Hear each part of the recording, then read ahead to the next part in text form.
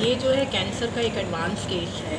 इसमें stage 4 cancer था, scalp का कैंसर था या सिर का हम कहते हैं। इसमें पेशेंट मेरे पास आई थी जिनके एक स्वेलिंग थी सिर के अंदर जो बार बार हो रही थी। 2 बार पहले ऑपरेशन करा लिया था, लेकिन ऑपरेशन कराने के बाद बहुत जल्दी वापस आ जाती थी।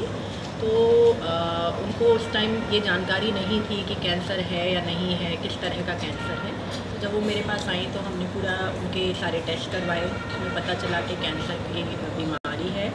फिर इन्वेस्टिगेशन वगैरह से पता चला कि छोटी बीमारी नहीं है, काफ़ी स्टेज 4 कैंसर था इनको। और उसमें जो आपकी सिर की जो चमड़ी होती है उसको भी इन्वॉल्व किया हुआ था, जो हड्डी होती है उसको भी खा के ब्रेन का जो टिश्यू होता है उसके काफ़ी नज़दीक तक इनका कैंसर पहुंचा हुआ है। तो मैम किस हाँ, तो इनका जिस तरह का कैंसर निकला था उसका जो बेस्ट इलाज होता है वो होता है ऑपरेशन। और ऑपरेशन के बाद कई बार हमें रेडिएशन थेरेपी या कीमोथेरेपी भी देनी पड़ती है। तो फर्स्ट स्टेप होता है, पहले हमने ये सुनिश्चित किया कि जो कैंसर है वो बॉडी में कहीं और नहीं फैला हुआ है, किसी और ऑर्गन में नहीं गया हुआ है।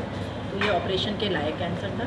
अब क्योंकि ये ब्रेन के पास में था और काफ़ी बड़ा हिस्सा निकलना था, तो हमने मल्टीडिसिप्लिनरी टीम अप्रोच का सहारा लिया और न्यूरो सर्जन जो है हमारे हॉस्पिटल के, उनकी टीम को भी इन्वॉल्व किया। प्लास्टिक सर्जन की टीम से भी वो भी इन्वॉल्व हुए।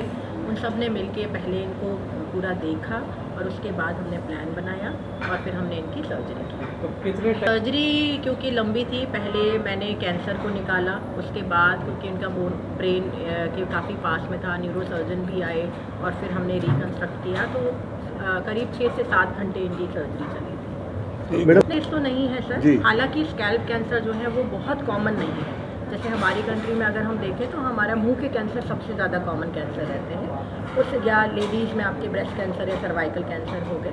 लेकिन ये एक तरह का जो होता है स्किन कैंसर होता है, जो स्किन की जो है वो स्कैल्प यानी कि सिर की वो है। तो पहला केस तो मैं नहीं कहूँगी, लेकिन आम केस नहीं।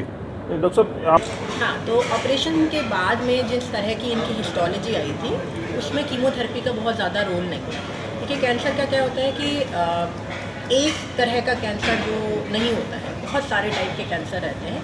यहीं पे हमारी जो है मल्टीडिसिप्लिनरी टीम की इम्पोर्टेंस आती है। ऐसा नहीं है कि एक पर्टिकुलर कैंसर बस आ गया तो कीमो भी देनी है, रेडिएशन भी देनी है। जिस तरह का कैंसर रहता है उसी तरह से इलाज होता है। तो क्योंकि इनका जिस तरह का कैंसर था उसमें सर्जरी और सर्जरी के बाद रेडिएशन थेरेपी का काफ़ी रोल था, लेकिन कीमोथेरेपी से सेंसिटिव ट्यूमर नहीं निकला था। इसलिए कीमोथेरेपी, हालांकि हमने अपने कीमोथेरेपी वाले जो डॉक्टर हैं डॉक्टर हरी गोयल, उनको इन्वॉल्व किया था हमारे इसमें डिसीजन मेकिंग में, लेकिन उनका भी यही मानना था कि ये कीमो सेंसिटिव ट्यूमर नहीं है तो इसमें कीमो की ज़रूरत नहीं है। तो हमने ऑपरेशन के बाद इनको रेडिएशन कितने रेडिएशन कितने बार देना पड़ा रेडिएशन थेरेपी का तो लंबा ट्रीटमेंट चला, अराउंड 1 महीना 1.5 महीना, और उसमें डेली ये जाते थे और उस हिसाब से इनके 15 से 16। ये स्कैल्प का जो रेडिएशन होता है वो भी थोड़ा सा डिफरेंट होता है। वो नॉर्मल जो हम गले के कैंसर या आम कैंसर के लिए रहते हैं उससे थोड़ा सा अलग होता है, तो उनका शेड्यूल अलग होता है। बट वो रेडिएशन थेरेपी के हिसाब से फिर इनके सिटिंग्स हैं। कितने टाइम बाद चला? तो इनका जैसे ऑपरेशन हुआ, ऑपरेशन से 1 दिन पहले हमने इनको भर्ती किया, सारी जांचें कराई, 1 हफ्ते में इनकी छुट्टी दे दी। उसके बाद हीलिंग में करीब हमारे 3 हफ्ते, 2 से 3 हफ्ते के बाद हमने फिर रेडिएशन थेरेपी का ट्रीटमेंट शुरू किया और फिर अराउंड 1 महीना करीब रेडिएशन थेरेपी। ऑपरेशन के बाद हॉस्पिटल में हॉस्पिटलाइज कितने दिन रहना पड़ा? 7 दिन। 7 दिन तक, 6 से 7। लगभग इस सारे प्रोसेस में, पूरे पैकेज में कितना खर्चा इनका आया? ये तो खर्चे का तो ये बता पाएंगे, हालांकि हर लेवल पे हमने इनकी हेल्प की। 9 लाख 9 लाख रुपए सारा टोटल ऑपरेशन से लेके और कीमो तक, रेडियो तक? कीमो का अलग, नहीं रेडियो का अलग, रेडियो का अलग है। ये जो 9 लाख रुपए खर्चा ये ऑपरेशन का है। और टोटल आप मान रहे हैं कि रेडियो कब तक पूरी हो गई पूरी, अभी चल रही है? अब तो 3 महीने हो चुके हैं। डॉक्टर साहब रेवाड़ी में ओपीडी का कोई चांस है कि रेवाड़ी में ऑलरेडी ओपीडी कर रही हूँ। हमारा जो एक डॉक्टर पवन गोयल के यहाँ पे, अच्छा, वो नायवाली चौक पर जो, हाँ जी, अच्छा, सर्कुलर रोड पे, वहाँ पे हर दूसरे और चौथे बृहस्पतिवार को मैं अपनी ओपीडी करती हूँ 10 से 12। मेरी मैडम को ब्रेस्ट कैंसर हुआ है। अच्छा, तो रेडिएशन की डॉक्टर है। हाँ, मैं सर्जरी के, मैं उनको दिखाता हूँ, उनको दिखाएगा तो अच्छा हुआ। डॉक्टर आर बी यादव के हॉस्पिटल में भी चल रहा है ना जी आपका कोई एक क्लिनिक? आपके दूसरे ये डॉक्टर पवन गोयल के यहाँ पे ही चल रहा है। आप वाला तो उनको भी? मेरा। तो मैडम आपसे कंसल्ट कर सकती है क्या? हाँ बिल्कुल। अभी 2nd थर्सडे को जब आएंगे तब बिल्कुल मैं देखूँगी। ठीक है। ऐसा रहता है सर कि ये कहना भी गलत है कि ट्यूमर के लक्षण दिखाई नहीं देते हैं। कई बार बहुत ऑब्वियस होते हैं लेकिन हम लोग इग्नोर कर देते हैं। कई बार बहुत छोटे से चेंजेस होते हैं जो हम लोग पकड़ नहीं पाते। तो मोटा मोटा अगर हम कहें कि अगर कोई भी एबनॉर्मल फीचर हमें फील हो रहा है तो वो इग्नोर नहीं करना चाहिए। जैसे इनके केस में सिर्फ एक सिंपल था कि एक छोटी सी स्वेलिंग थी। अब वो स्वेलिंग किसी भी तरह की हो सकती है, ज़रूरी नहीं है कि वो कैंसर ही हो। सिंपल फैट इकट्ठा हो जाता है तो भी हो जाती है, कोई सिस्ट होती है तो भी हो जाती है। लेकिन अगर इस तरह की है तो वो ये मान के नहीं चलना चाहिए कि कुछ नहीं होगा या सिंपल वाली स्वेलिंग ही होगी। तो यहीं पे एक अर्ली डायग्नोसिस की और डिटेक्शन की जो है वो इम्पोर्टेंस हमें समझ में आती है। अगर पहले शुरुआती स्टेजेस में ही अगर कंसल्ट कर लिया जाए और सही डॉक्टर को कंसल्ट कर लिया जाए। कैंसर देखिए एक ऐसी बीमारी है जिसमें एक स्पेशलाइज्ड कैंसर ऑन्कोलॉजिस्ट का होना बहुत ज़रूरी है, क्योंकि इसीलिए हमारी गवर्नमेंट ने भी कैंसर में अब तो सुपर स्पेशलाइजेशन शुरू किया है, MCH शुरू किया है ना। उसका रीज़न यही है कि कैंसर को एक ट्रेंड कैंसर के जो स्पेशलिस्ट है उसके अंडर ट्रीटमेंट होना बहुत ज़रूरी है।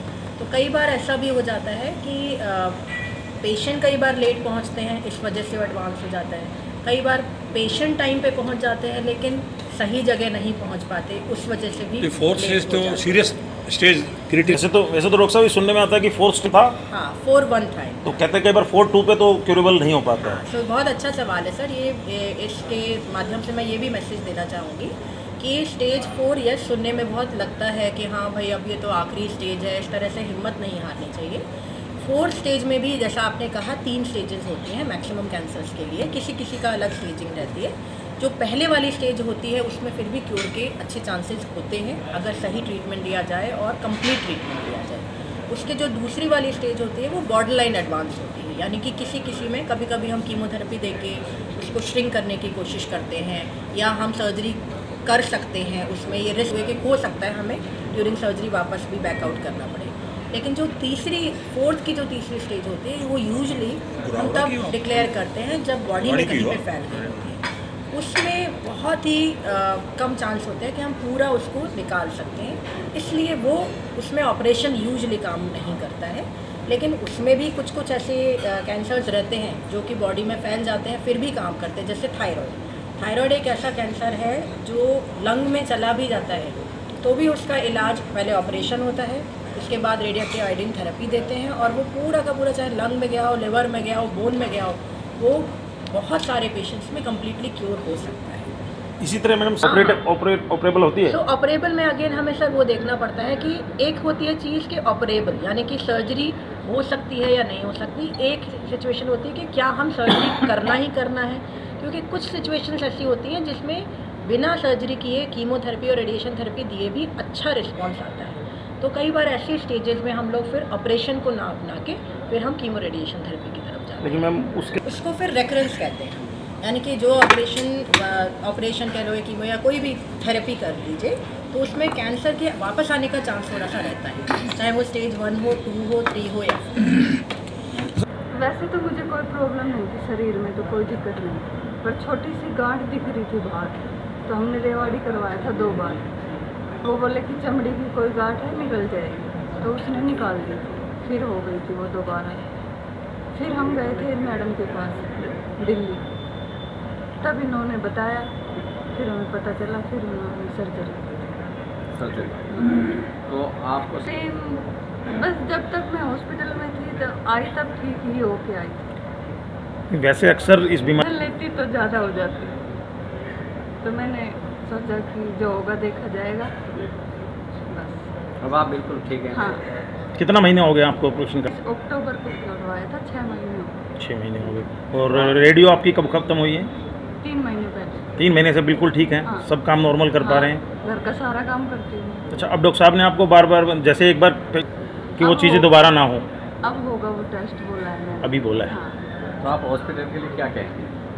हॉस्पिटल बहुत अच्छा है, टीम मैम की बहुत अच्छी है सारी, जिसने मेरा ऑपरेशन किया था 2-3 डॉक्टर थे, बहुत अच्छी है। और ये मैम तो नेचर की भी बहुत अच्छी है, बहुत प्यार से समझाती है हर चीज़, मतलब डराती नहीं है, बिल्कुल आराम से अपना बच्चा समझ के ही समझाती है। तो आप कहाँ के रहने वाले हैं?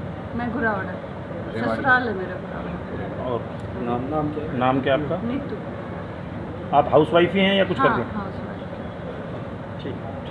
उनकी सक्सेसफुल सर्जरी हुई है, उसको बताने के लिए आपके माध्यम से कर रहे हैं।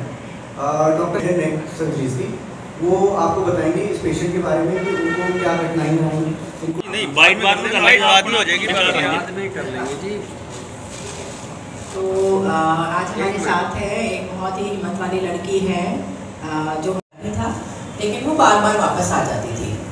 तो जब ये मैक्स हॉस्पिटल में आई और मुझसे मिली तो इनके पास में एक रिपोर्ट थी और उसके बाद इन्होंने छोटा सा टेस्ट भी किया या नहीं है और कैंसर है तो कौन सी टाइप का कैंसर है वो एक बार कंफर्म हुआ। फिर हमारा CT स्कैन में हमें ये पता चला कि जितना ऊपर दिख रहा है उससे ज़्यादा ये अंदर से पूरा खाया हुआ था और ब्रेन के बहुत पास में था।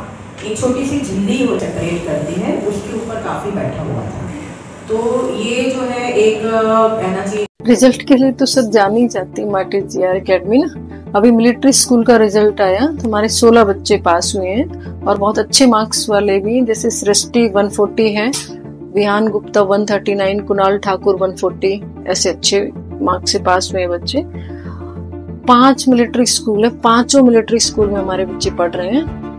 RIMC जो एक ही है वहां से भी बच्चा पढ़ के पास होके NDA कर चुका है, 6 बच्चे NDA क्लियर कर चुके हैं। सैनिक स्कूल में तो मोर देन 1000 स्टूडेंट यहाँ से पास हो चुके हैं और ऐसे ढेर सारे बच्चे भी हैं जो सैनिक स्कूल में 4 महीने 6 महीने पढ़ के भी वापस आ गए। तो रिजल्ट के लिए तो सर जानी जाती है नंबर 1 है।